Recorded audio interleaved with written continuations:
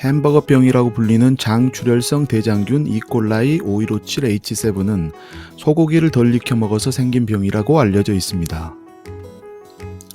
그럼 앞으로 레스토랑에서 스테이크를 주문할 때 레어나 미디움으로 구워 먹으면 위험한 것일까요?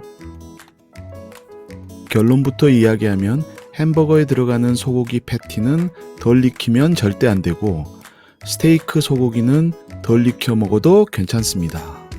왜 그럴까요? 햄버거병의 원인은 대장균입니다. 영어로는 이콜라이입니다. 대장균은 우리 인간의 대장 안에서도 살고 있는 정상적인 세균입니다. 그런데 대장균이라고 모두 같은 것은 아니고 일부 병을 일으키는 나쁜 대장균도 있습니다.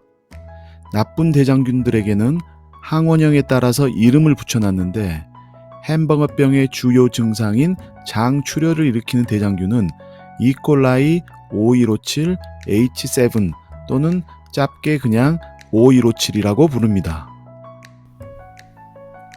이 5157 대장균은 주로 소의 장에 살고 있습니다.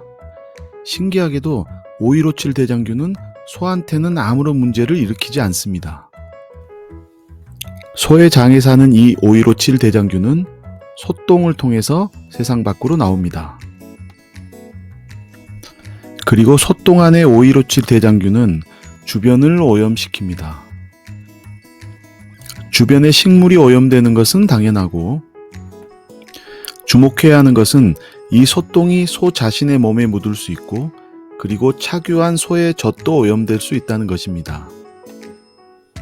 소똥 묻은 소가 도축장에 가서 도축되어 소고기 부위가 만들어질 때 역시 소똥에 있는 5157 대장균이 소고기에 묻어서 우리 주방까지 올 수 있습니다.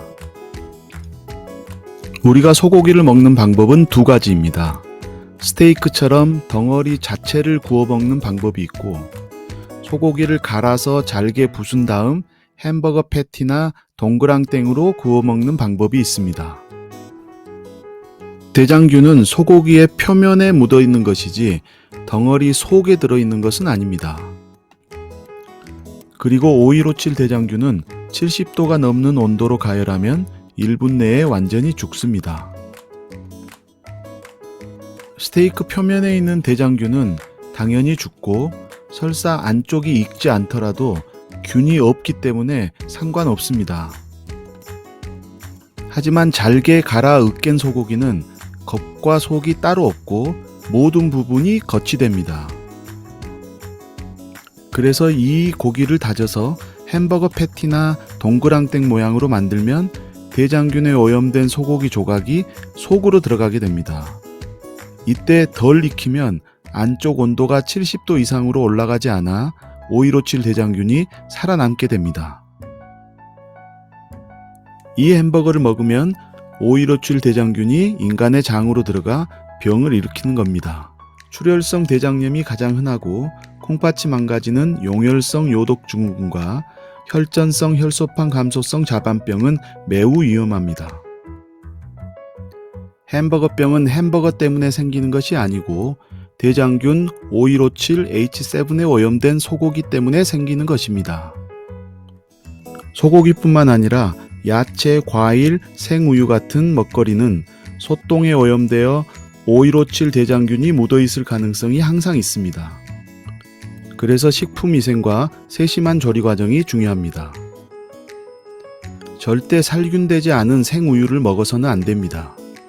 야채나 과일도 반드시 씻어 먹어야 합니다. 갈아 으깬 소고기는 속까지 완전히 익혀서 먹어야 합니다. 대장균을 완전히 사멸하려면 60도씨에서는 45분, 65도씨에서는 10분, 75도씨에서는 30초가 필요합니다. 그래서 적어도 70도씨 이상의 열이 필요합니다.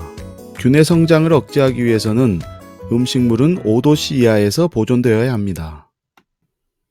마지막으로 우리가 놓치기 쉬운 잘못된 고기 굽기 실례 한 가지를 소개해 드리겠습니다.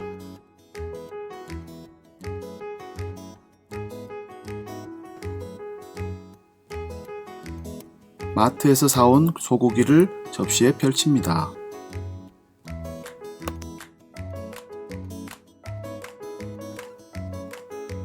그리고 고기를 굽습니다.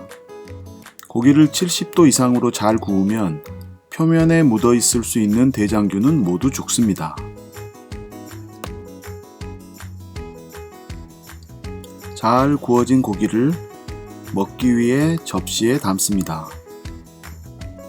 헐, 그런데 간혹 구운 고기를 처음 피 묻은 접시에 다시 담는 경우가 있습니다. 절대 안 됩니다.